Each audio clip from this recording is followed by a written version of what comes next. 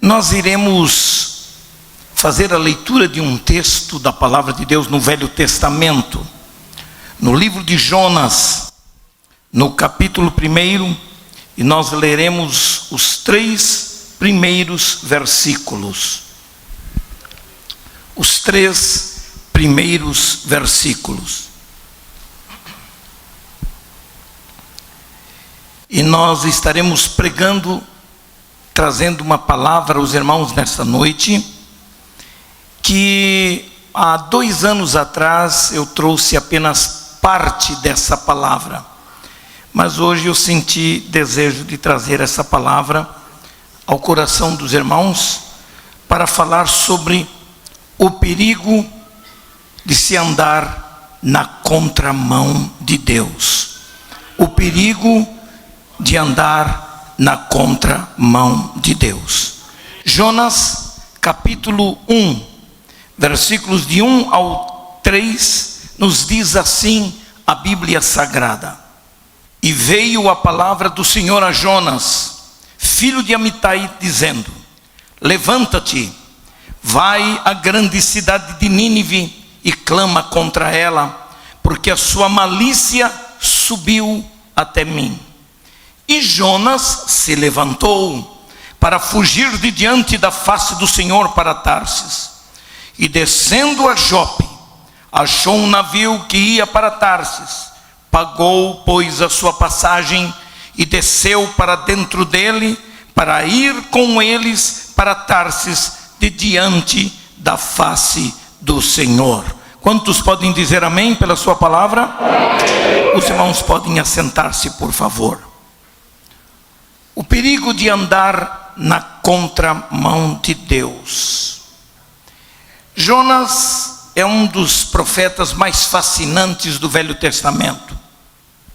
A sua história é pequena, mas é grandiosa em conteúdo, pelas lições espirituais que essa história nos traz. É possível que das histórias fascinantes da Bíblia, nós poderíamos lembrar nesta noite algumas histórias interessantes, como a história da Arca de Noé, a história de José no Egito. Poderíamos lembrar de alguns eventos especiais na vida de Israel, como a passagem de Israel pelo meio do Mar Vermelho, o momento especial da provisão de Deus, provendo o seu povo de maná em pleno deserto, para matar a fome do povo. A história da queda dos muros de Jericó, a história de Sansão, a história de Davi e Golias, a história daqueles 3 jovens hebreus lançados na fornalha ardente, a história de Daniel na cova dos leões. Eu poderia lembrar tantos e tantos outros. Se fosse para o Novo Testamento, eu poderia lembrar dos grandes milagres operados pelo Senhor Jesus Cristo. Mas poderia lembrar também nos Atos dos Apóstolos, quando Pedro é solto da prisão e das cadeias, quando o anjo do Senhor entrou dentro da sua prisão e o libertou para que ele pudesse encontrar-se com seus irmãos. Mas eu quero me voltar ao Velho Testamento e quero falar exatamente desse personagem diferente, desse personagem especial chamado Jonas. A história de Jonas é, na verdade, uma história que nos confronta com o modo de Deus agir quando rejeitamos fazer a sua vontade. Indiscutivelmente, todos nós somos fascinados com esta história, porque os fatos curiosos que essa história contém torna Jonas um personagem querido por todos que o leem, por todos que acompanham a vida deste profeta de Deus. Nesta mesma história encontramos fatos contundentes, eu diria alguns fatos quase que exóticos, que marcaram a vida deste profeta de um modo espetacular. No mundo secular, lá no mundo de fora, a história de Jonas ganha um certo humor. E no campo da literatura secular, há até aqueles que preferem tornar essa história uma história de ficção, ou mesmo uma lenda, porque não conseguem admitir a realidade dos fatos que envolveram a vida deste homem no seu encontro com Deus, e especialmente na sua relação com Deus, no sentido de obedecê-lo ou não. Na realidade, caríssimos irmãos, esta história é uma história de confronto de vontades. A vontade de Deus e a vontade de Jonas. É uma história que nos convida à reflexão sobre o nosso caráter, sobre nossa vontade, sobre nossas paixões, e que nos estimula a avaliar com uma seriedade maior a nossa própria vida em relação aos desafios que Deus faz à nossa própria vida. Mas acima de tudo, Jonas, além de profeta, é um homem que se identifica com muitos de nós. Muitos de nós que temos dificuldades em compreender o que nos é melhor do ponto de vista de Deus.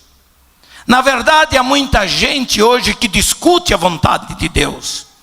Há muita gente hoje que prefere avaliar a vontade de Deus dentro de uma visão humana, de uma visão racional, mas não consegue aceitar algumas coisas estranhas, ao mesmo tempo fantásticas, que Deus nos propõe muitas vezes para obedecermos à sua vontade e conhecermos aquilo que Ele quer de melhor para a nossa própria vida.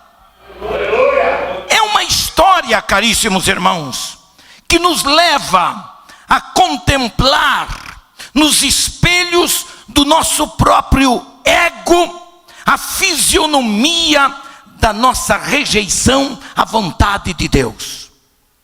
Esse espelho, que eu uso aqui uma figura de linguagem especial, eu chamo de espelho egolátrico, porque é o espelho que vem refletir o nosso próprio ego, aquilo que somos, aquilo que pensamos, aquilo que desejamos em nossa própria vida.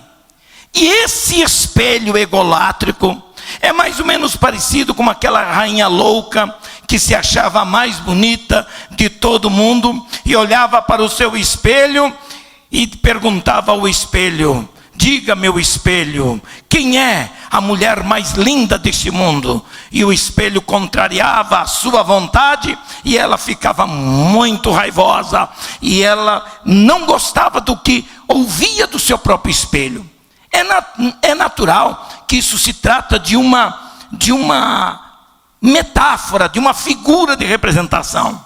Mas se trouxermos essa figura para a nossa própria experiência, todos nós temos um espelho da nossa própria vida. Todos nós nos deparamos com um espelho egolátrico e, por incrível que pareça, esse espelho nos engana com uma visão torcida daquilo que somos e daquilo que podemos vir a ser. Um certo dia, lá em Londres, eu fui convidado para visitar um teatro e conhecer algumas salas especiais desse teatro. E lá me deparei com uma sala toda espelhada. E quando eu olhei para o espelho, no primeiro espelho que eu olhei, eu me senti eu mesmo. Disse: sou eu mesmo que estou ali. Quando andei mais um pouquinho, o espelho me deixou com uma cara comprida, enorme. Quando eu abri a boca, minha boca ficou enorme, ficou torta. Mostrei os dentes, e nesta hora de mostrar os dentes, eu não imaginava que eu tinha uma dentadura, ou seja, a boca tão terrível como aquele espelho me mostrava. Porque o espelho engana. O espelho nos mostra, às vezes, uma visão torcida daquilo que somos. No plano espiritual é mais ou menos assim. Não podemos fugir ao fato de que, muitas vezes, esse espelho egolátrico muda a visão real daquilo que somos, ou até mesmo daquilo que podemos vir a ser. Vejam só.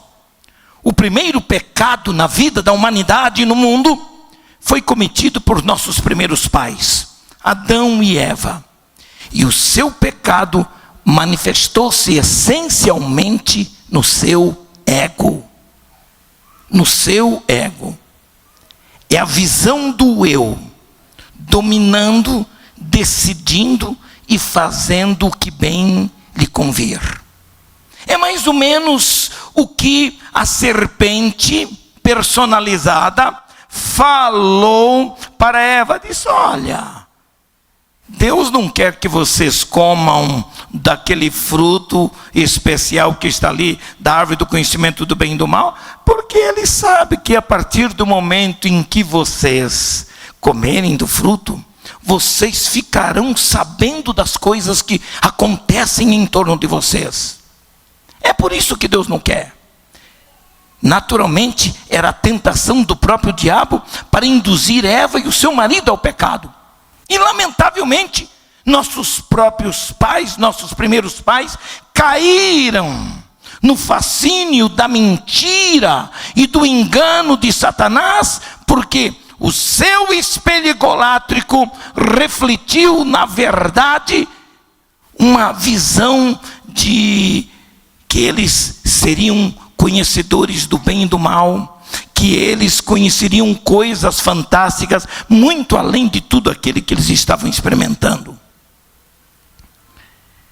Nesta história de hoje, a história de Jonas, o que nós percebemos é que Jonas deixou-se dominar pelo seu ego, pois ele preferia ver as coisas segundo a sua própria ótica, segundo a sua própria visão, e não aquela que Deus queria que ele visse. Por exemplo, Deus lhe mostrou uma visão de Nínive completamente perdida, uma cidade depravada.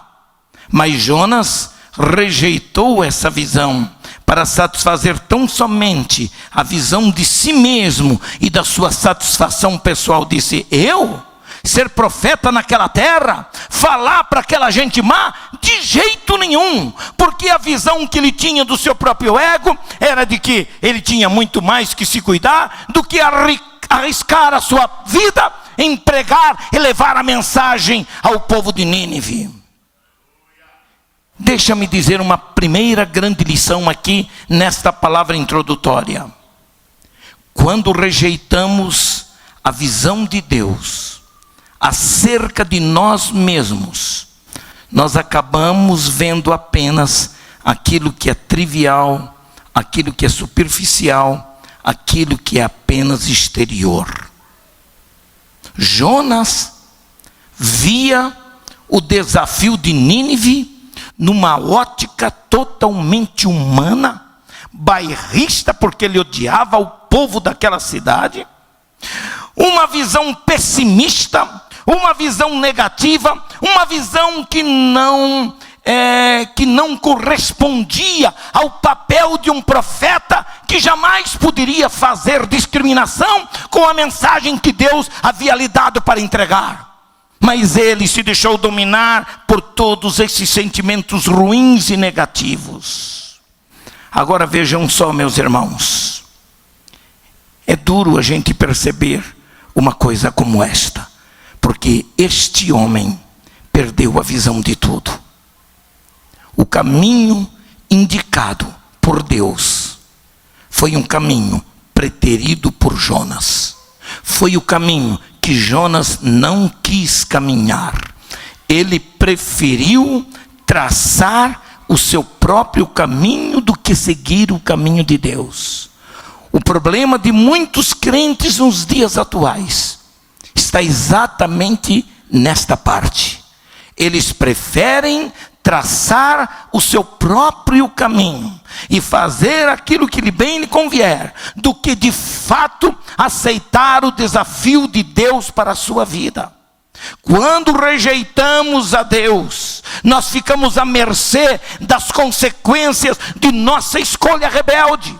Toda vez que um homem e uma mulher que conhece a Deus rejeita a sua vontade, não sabe o que está perdendo, porque ao rejeitar a vontade de Deus por causa de uma aparente dificuldade ou circunstância adversa, ele na verdade está perdendo a oportunidade não apenas de satisfazer a vontade de Deus, mas de ser plenamente feliz, de ser uma pessoa plenamente alegre com os resultados das bênçãos que Deus dá àquele que está pronto para obedecer a sua vontade.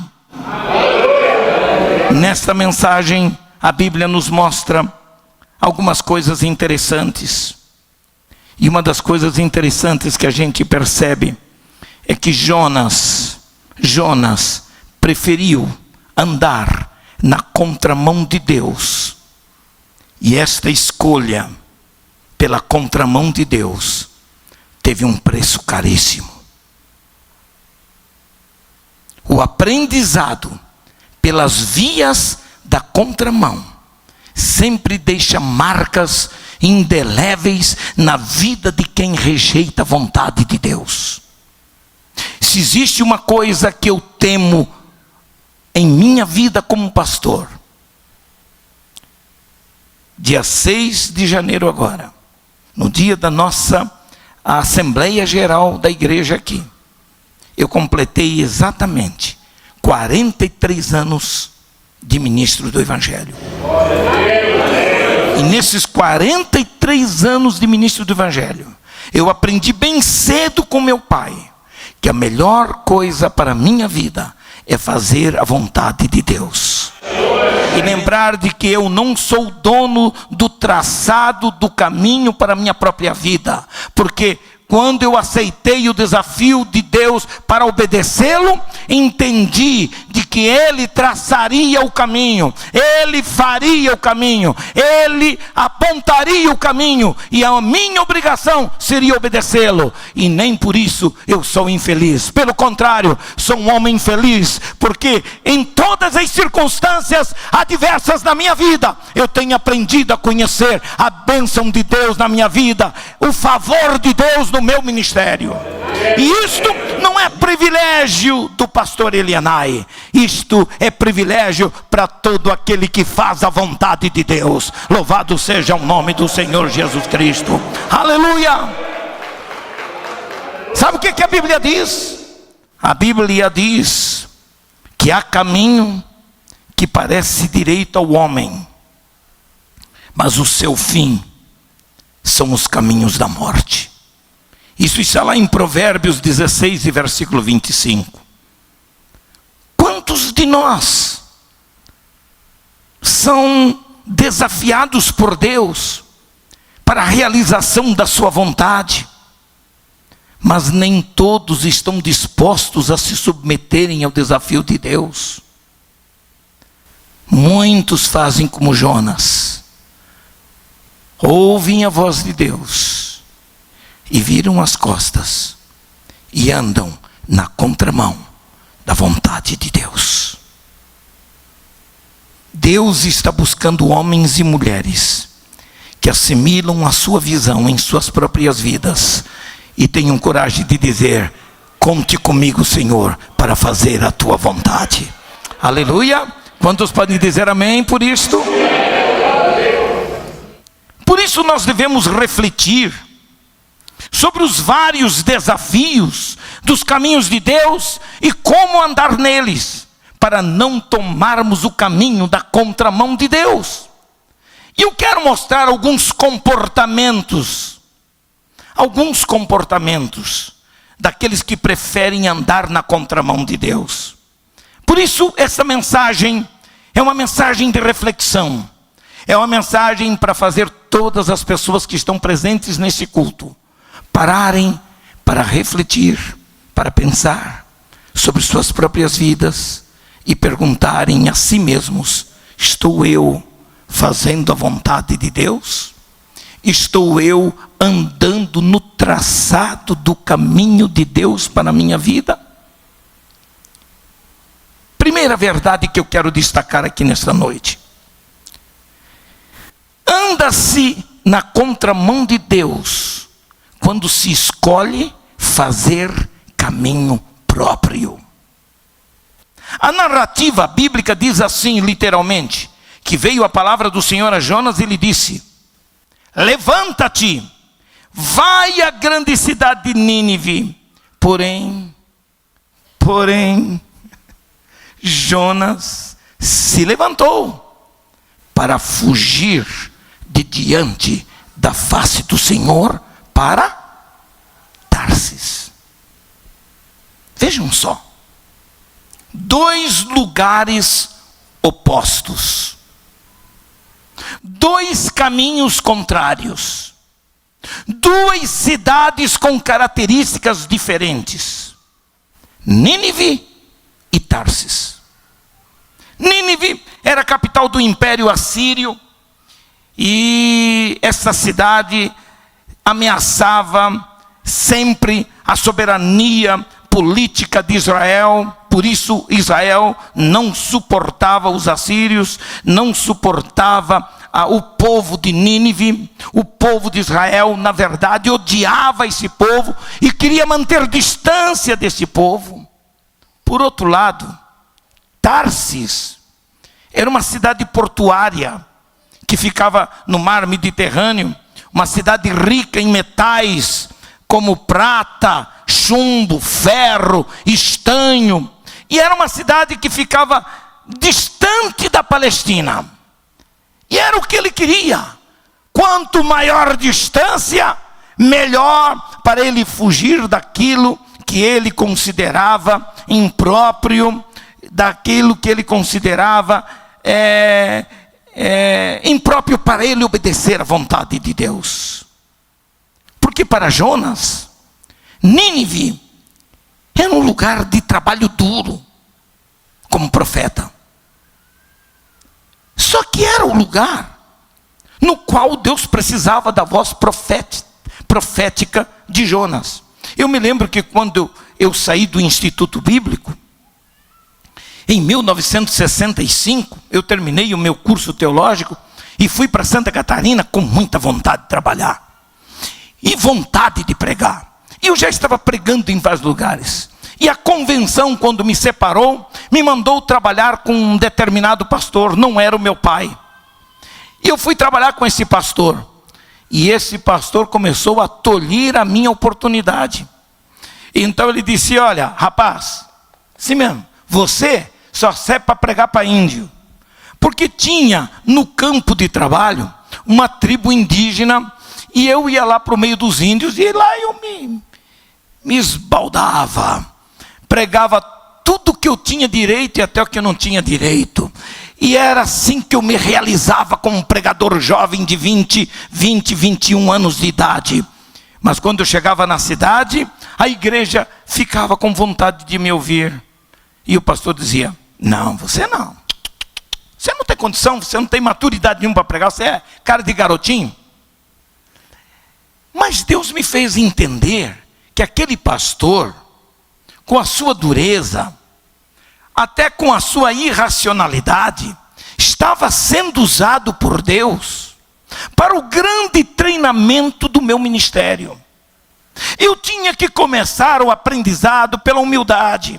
Eu tinha que começar o meu aprendizado andando a pé, de bicicleta, a cavalo, lá no meio do mato, à luz de lamparina. Os meus esboços que eu aprendi a fazer era lá, à luz de lampião, daquele lampiãozinho, de querosene que eu pregava e me realizava. E às vezes eu não entendia por que isso está acontecendo comigo. A primeira coisa importante era que se eu me deixasse levar por algumas críticas de pessoas que chegavam para mim e diziam: pastor, irmão Elenay, vai embora daqui.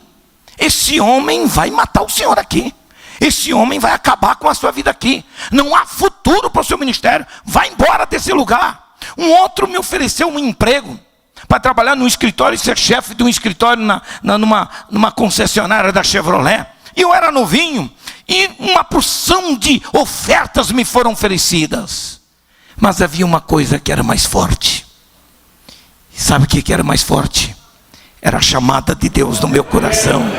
E essa chamada era inegociável. Não só era, continua sendo inegociável. Nada neste mundo é mais precioso do que fazer aquilo para o que Deus me chamou para fazer.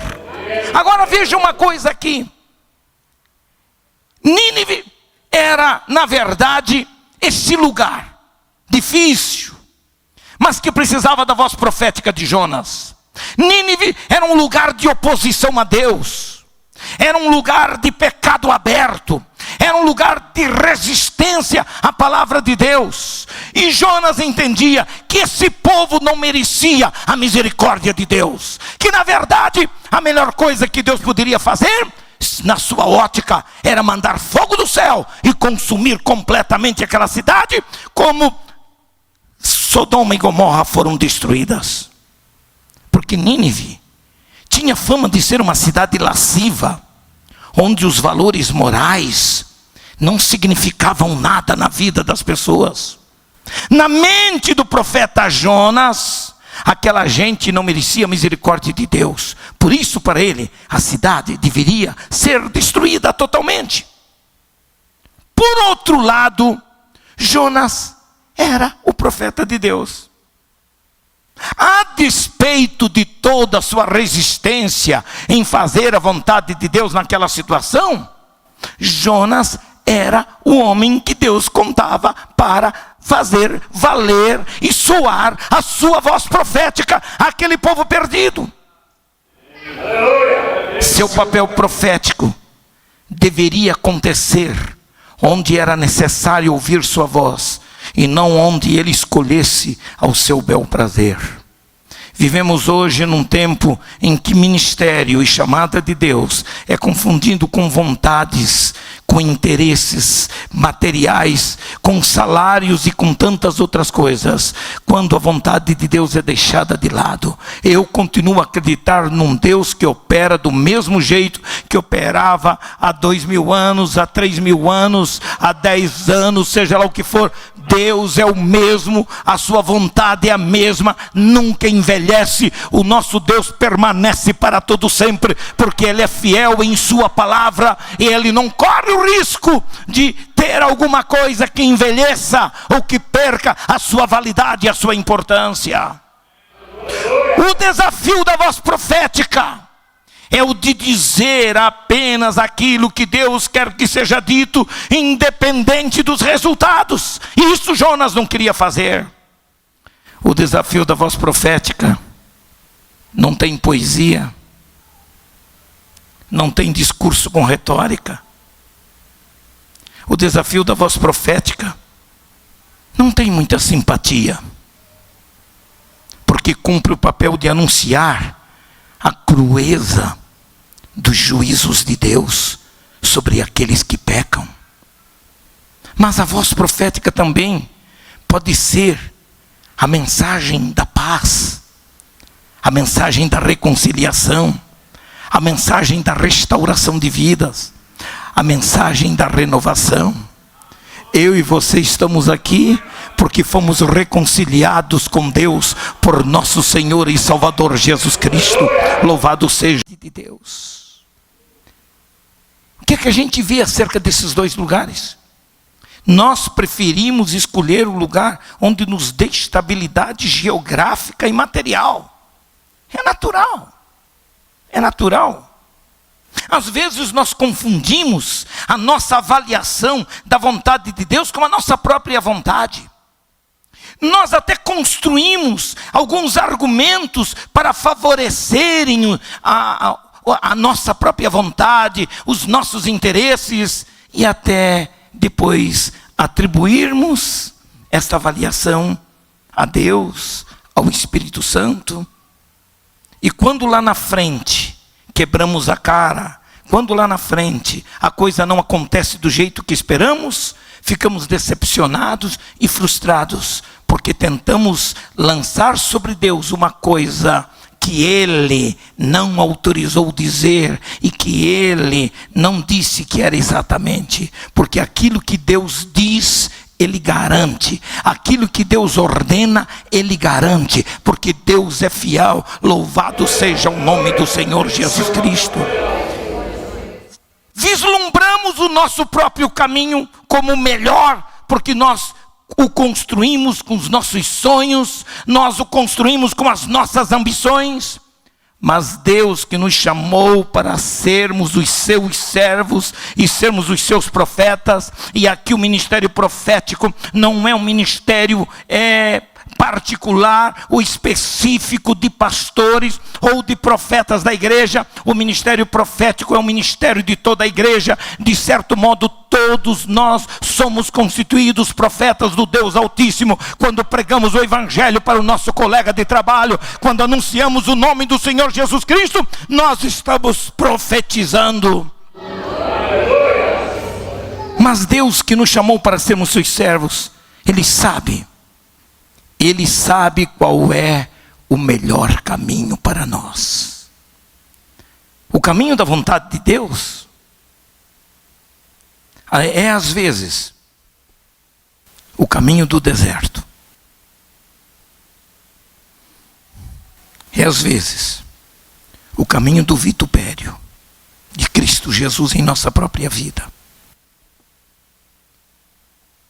O caminho da vontade de Deus é, às vezes, para nós, o caminho que se opõe ao nosso próprio caminho, à nossa própria vontade, aos nossos próprios interesses. Eu me lembro, ainda solteiro, quando conheci minha esposa Arésia. E sabia que ela era filha de pastor, e o avô dela era pastor, vários tios dela eram pastores. Eu entendi, uma moça assim deve ter no mínimo alguma experiência também com Deus.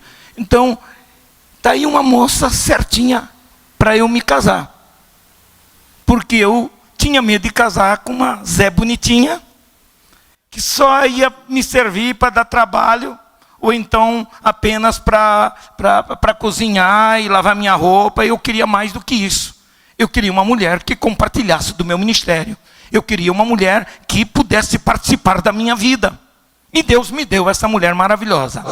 Mas eu me lembro que quando eu fiz a proposta de namoro para ela, eu estava no Instituto Bíblico. Eu a conheci pregando num congresso, nos tornamos amigos, passamos a nos corresponder amigavelmente.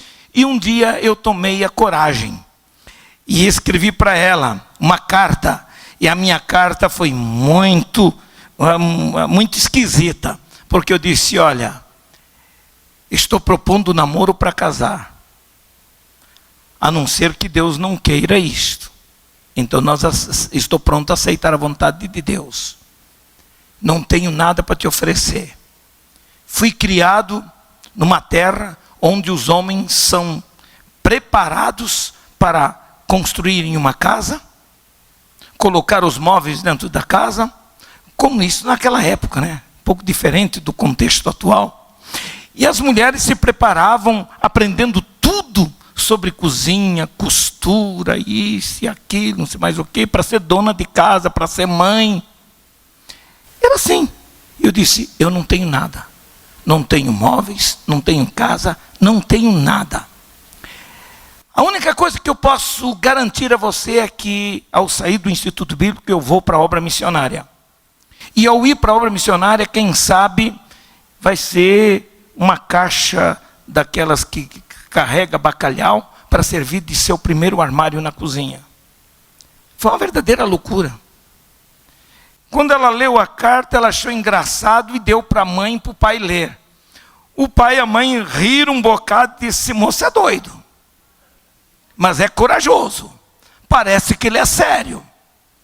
E foi assim que a gente começou, porque eu entendia desde novinho que o desafio para fazer a vontade de Deus, era um desafio que exigia da minha parte total desprendimento da vida material. Total desprendimento. E eu louvo ao Senhor que tudo que eu possuo hoje, do pouquinho que tenho, nada disso me prende. Nem casa, nem carro, nem coisíssima nenhuma. Porque eu e minha esposa mantemos vivo o nosso propósito. Às vezes nos assentamos à noite na nossa cama para ler a Bíblia, para conversar e orar sozinho. E há poucos dias nós recordamos e fizemos mais. Renovamos o nosso acordo quando nos casamos. Nada, nem tamanho de igreja, nem título de presidente, nem título nenhum, nem casa, absolutamente nada pode nos prender. E isto parece ser anormal, mas eu sou normal. Aleluia! Eu louvo ao Senhor, porque esse sentimento está no meu coração. Por isso eu posso pregar essa palavra com ousadia nesta noite. Deixa eu dizer uma coisa para os irmãos. O próprio Deus constrói um caminho que dê satisfação para ambos. Isto é, para Ele mesmo e para o seu servo a quem Ele desafia para fazer a sua obra. Ainda que não entendamos porque Deus faz assim, mas é esse o modo de Deus agir. Quem anda na contramão de Deus, coloca o desafio de Nínive de lado e faz prevalecer a fantasia que Tarsis oferece. E nesta contramão de Deus, o desafio de Nínive é colocado de lado. E nós precisamos aprender e aceitar de que deve prevalecer, acima de tudo, a vontade de Deus sobre a nossa própria vida. Em segundo lugar, anda-se na contramão de Deus quando se deixa atrair pelo glamour de Tarsis. Deixa eu mostrar isso para vocês. No ministério cristão, nós, obreiros, sempre somos atraídos por Tarsis. Todos queremos e desejamos Tarsis, ao invés de Nínive. Porque Nínive não oferece as facilidades da vida que Tarsis oferece. Nínive era um lugar de trabalho duro, sem muita expectativa de sucesso. O desafio pastoral de Nínive não oferece perspectiva de sucesso fácil para ninguém. O povo era rude, era idólatra, ao mesmo tempo era um povo libertino quanto às paixões.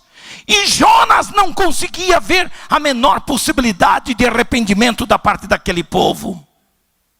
O glamour de Tarsis, pelo contrário, refere-se ao encanto, ao charme, ao magnetismo da grande cidade.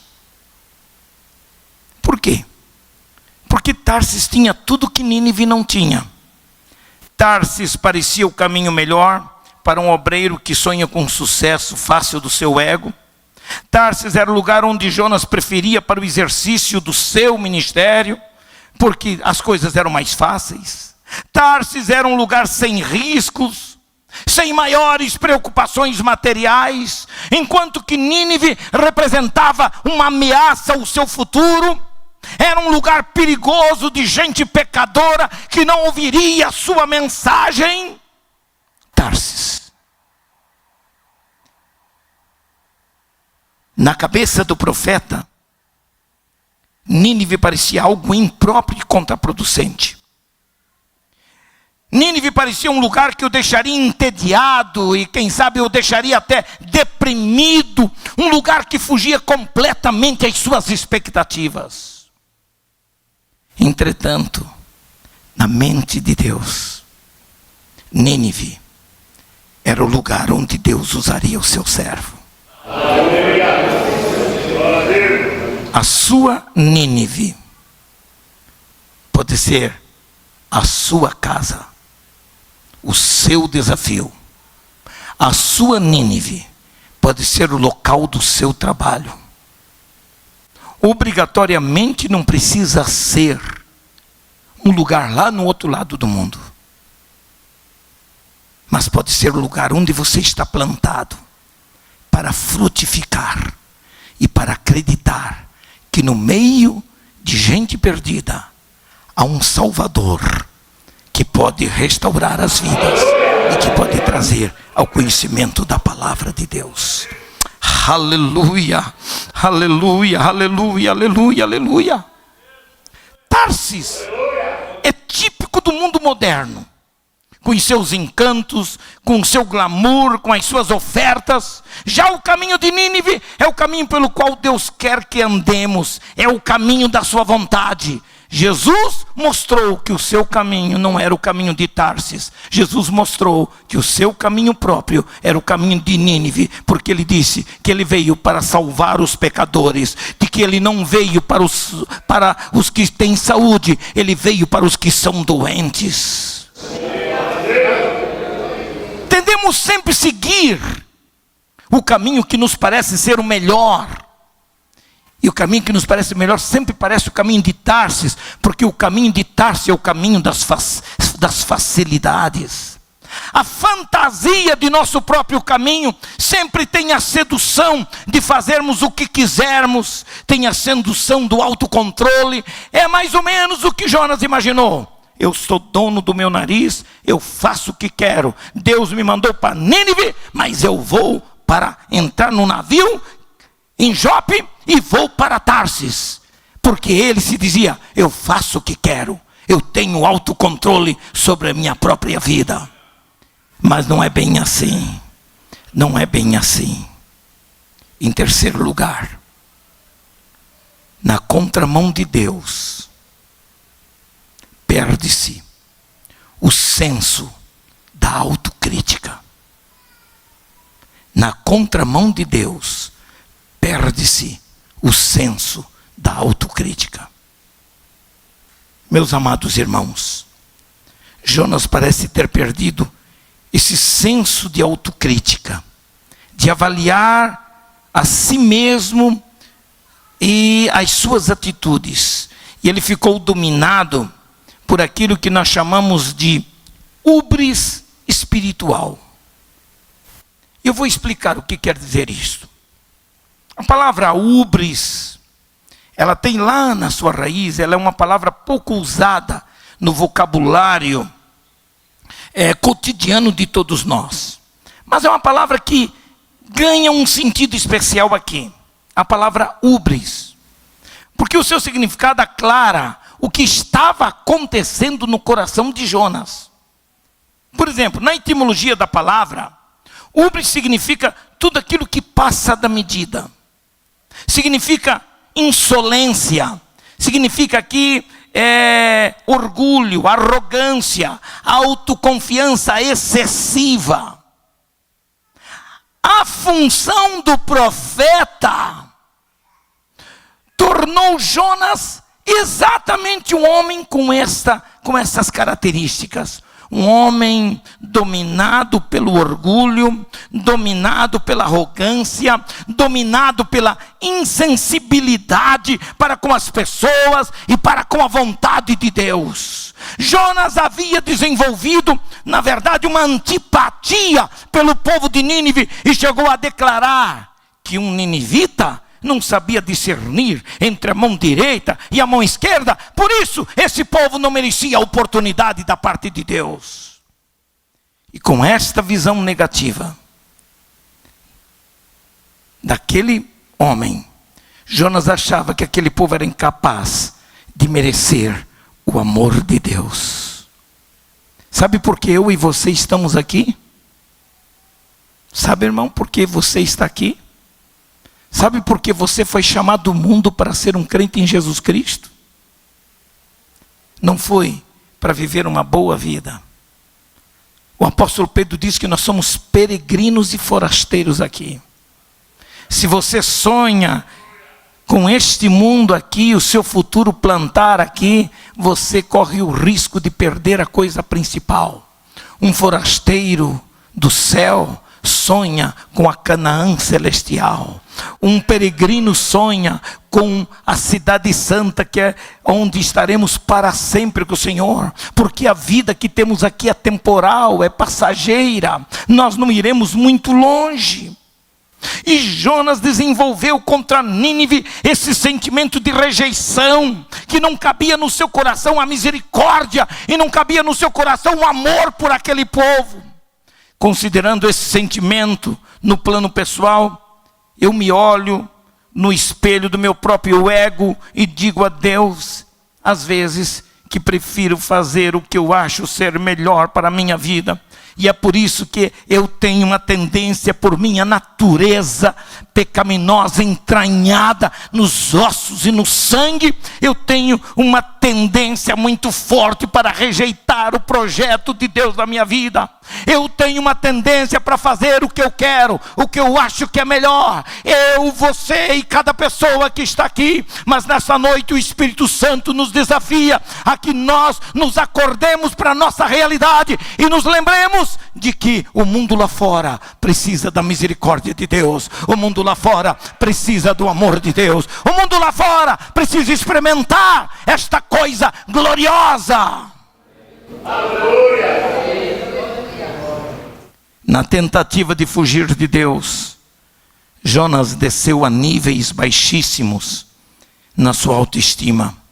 Ao invés de ele vislumbrar a vida da proa do navio para o infinito, ele preferiu descer aos porões escuros do navio. Quantos de nós têm perdido o senso da autocrítica e acabam se expondo a experiências amargas de frustrações e de humilhações? Eu quero terminar a minha mensagem falando o seguinte: na contramão de Deus perde-se o sentido de perigo. Na contramão de Deus perde-se o sentido de perigo. Olha o que diz a Bíblia.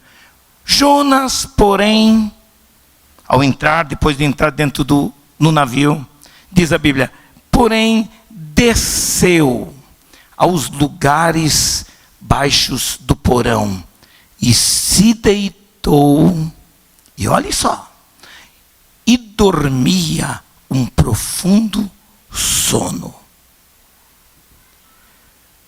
Quando Jonas subiu para o navio, Jonas estava convicto de que ele ficaria na proa. Mas a consciência pesada de sua atitude de desobediência à vontade de Deus o fez esconder-se. E ele foi para o porão do navio, nos lugares escuros e fétidos que havia dentro daquele navio.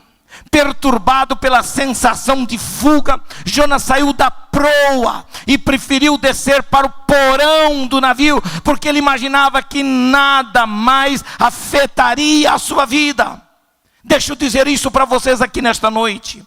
Há uma distinção entre a proa e o porão do navio. Na proa, o ambiente é livre, é infinito, é maravilhoso. Todos queremos viajar na proa, no ar livre. No porão, o lugar é escuro, o lugar é depressivo.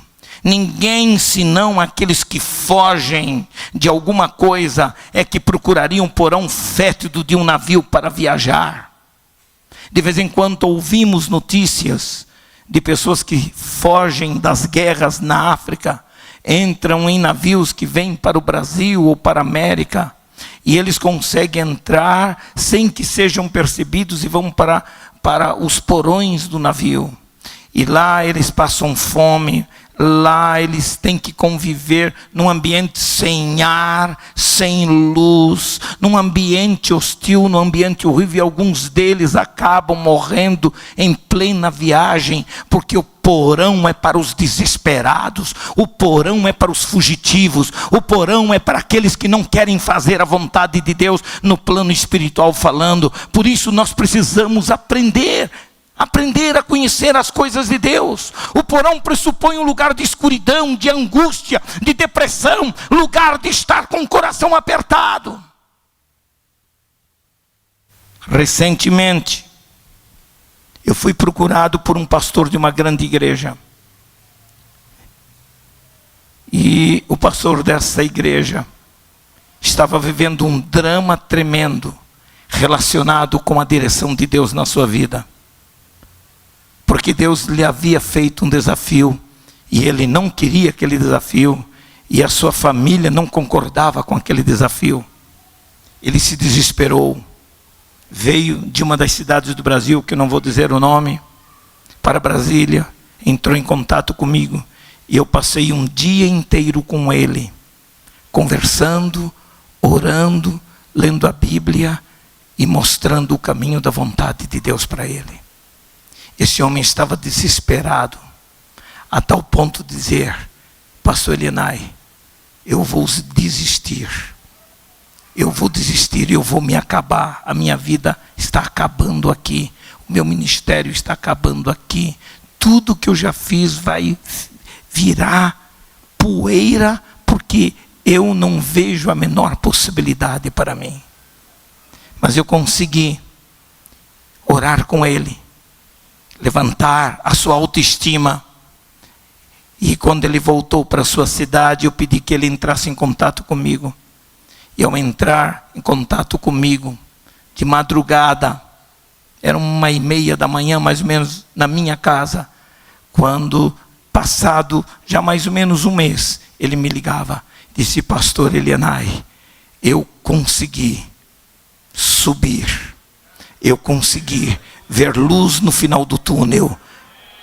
Em outras palavras, ele conseguiu subir para a proa e mostrar sua cara a Deus e dizer: Senhor, eu estou pronto a fazer a tua vontade, eu estou pronto a cumprir o teu querer na minha vida.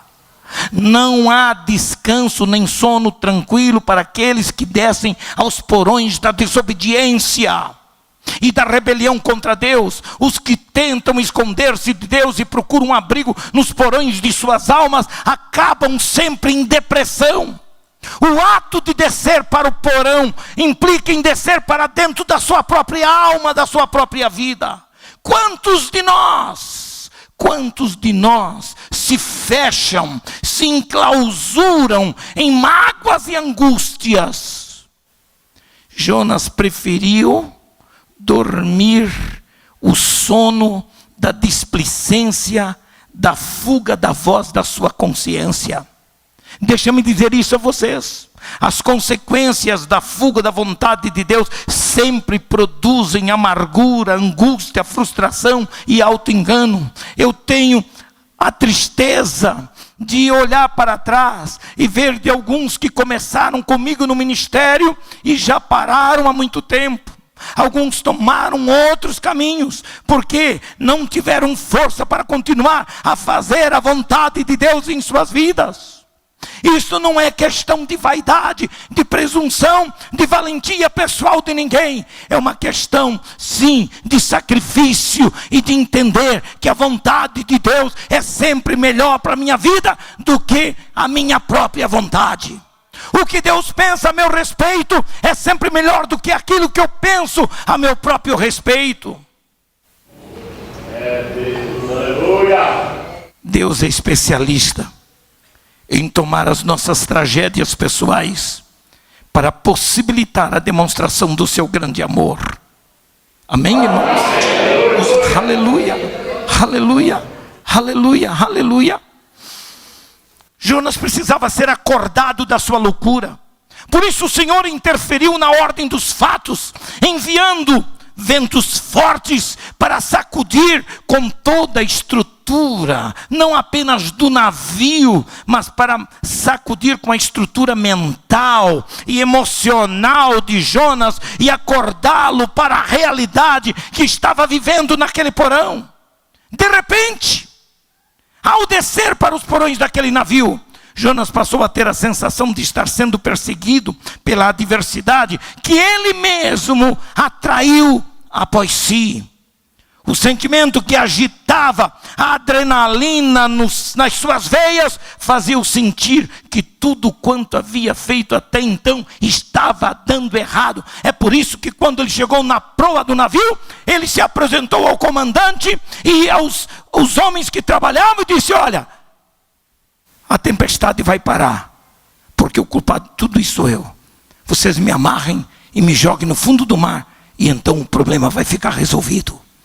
Era já o desespero total. Ele se acordou da sua realidade. Seu sono profundo era o sono da intranquilidade e da dúvida. Quando perdemos o senso de perigo em nossa vida pessoal, nos expomos às tragédias e aos dissabores. Mas há uma coisa que eu quero dizer para vocês aqui nesta noite: é de que Deus nunca nos perde de vista, nem mesmo em nosso desespero, nem mesmo quando não o entendemos, Ele não nos perde de vista. Aleluia! Aleluia! Aleluia! Quando entramos na contramão de Deus, nos sujeitamos às tempestades imprevisíveis. E foi isto que aconteceu. E ele experimentou algo muito espetacular na sua vida. Agora deixa eu dizer uma coisa para os irmãos. Os ventos fortes de Deus são acionados para moverem com nossas ideias próprias e com nossa pobre racionalidade.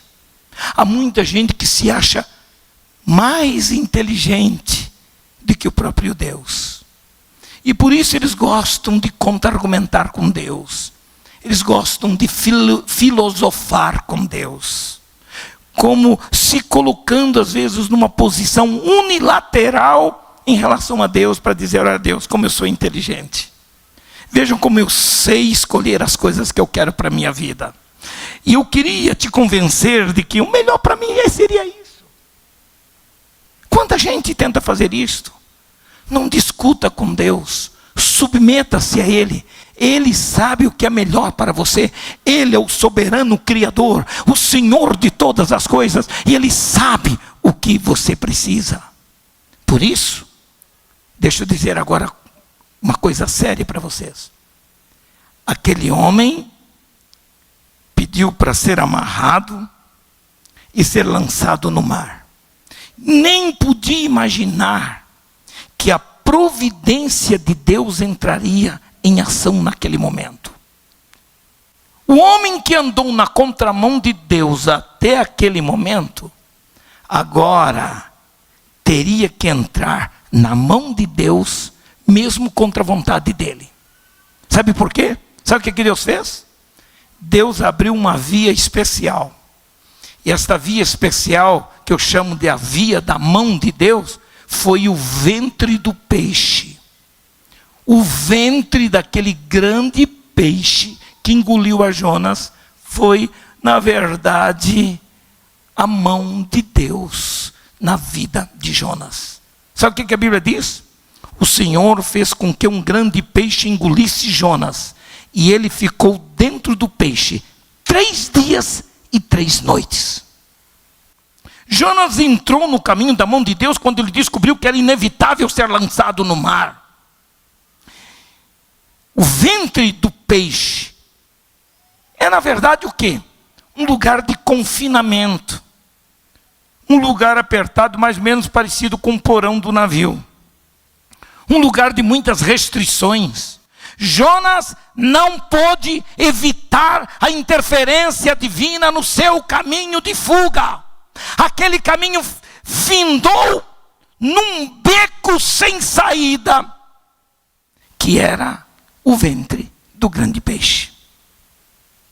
E esse beco sem saída nada mais era de que o ponto de confronto de Jonas com a presença extraordinária e imanente de Deus. Aleluia! Esse Deus que não faz diferença entre luz e trevas, era um Deus que era capaz de fazer o que fez com Daniel. entrar lá na cova dos leões e sossegar os leões. Esse Deus que entrou na fornalha ardente para que os 3 jovens hebreus não fossem atingidos pelo fogo, era o Deus que podia entrar na barriga daquele peixe, no ventre daquele grande peixe, naquele lugar fétido, escorregadio, difícil, escuro, para que Jonas aprendesse naquele lugar a conhecer a soberana vontade de Deus. Jonas não pôde evitar a interferência divina no seu caminho de fuga. E eu vou dizer pelo Espírito de Deus: você que anda fugindo de Deus, não adianta fugir. Deus te pegou bonitinho hoje. Hoje é o seu dia de confronto com o Eterno. Hoje é o dia de você se deparar com a imanência de Deus na sua vida. O Deus Todo-Poderoso. Aquele beco nada mais era que isto. Deixa eu dizer isto. O profeta não teve mais alternativa. Andando até então na contramão de Deus, ele teve que entrar na mão do caminho de Deus, que o levou direto para o ventre do peixe, que o engoliu por inteiro. Um pouco antes de ser engolido pelo grande mamífero dos mares, Jonas sonhava com a vastidão do horizonte ocidental de Tarsis, mas depois foi parar num lugar apertado dentro do ventre do grande peixe. Tem gente que só se acorda para a sua realidade quando entra em aperto. Há uma história na Bíblia que mostra que Israel, perseguido pelos amalequitas, se viu tão apertado que não sabia mais o que fazer, porque tudo que plantava, que produzia, era saqueado e roubado pelo inimigo. E diz, e eles estavam em aperto. Agora você imagina no ventre de um peixe. Imagina no ventre de um peixe. A mão do caminho de Deus conduziu Jonas a um lugar de confinamento, de concentração. Naquele lugar escuro e fétido, Jonas fora conduzido para aprender a conhecer melhor a Deus e para alcançar a excelência do seu próprio ministério profético. Mesmo que não compreendamos o caminho de Deus às vezes, mas a Bíblia declara que o caminho de Deus é perfeito. Quantos podem concordar comigo dizendo amém por isto? Às vezes nós precisamos ser confinados por Deus para aprendermos a conhecer a justiça, a misericórdia e o amor de Deus. Jonas passou 3 dias no ventre do peixe até ser vomitado na terra. No ventre do peixe, Jonas aprendeu a orar. No ventre do peixe, Jonas aprendeu a refletir melhor sobre suas próprias decisões. Lá dentro do ventre do peixe, Jonas aprendeu a lição de que nosso ego nos engana quando está sob a égide da própria carne. Ele aprendeu que a verdadeira felicidade está em compreender e fazer a vontade soberana de Deus. Aleluia! A espiritualidade de cada um de nós, como crentes, requer desenvolvimento e aprendizado no confinamento do ventre do peixe. É por isso, dentro dessa mensagem, não cabe a teologia da prosperidade. Porque a teologia da prosperidade é uma teologia baseada numa filosofia humanista e que diz o seguinte: você nasceu para ser feliz, você, como crente, você não pode sofrer, você não pode passar por aflição.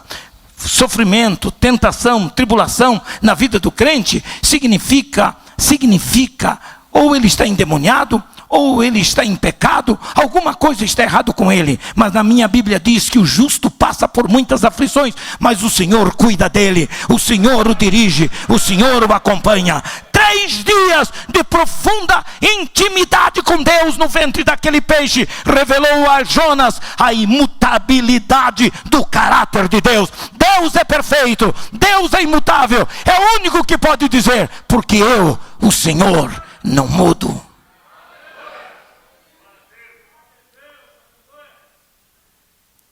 Nesta noite, o Espírito Santo me levou a trazer essa mensagem. eu gostaria de orar pelas pessoas aqui. Eu gostaria de orar por aqueles irmãos que estão tendo alguma dificuldade em entender a vontade de Deus para a sua vida.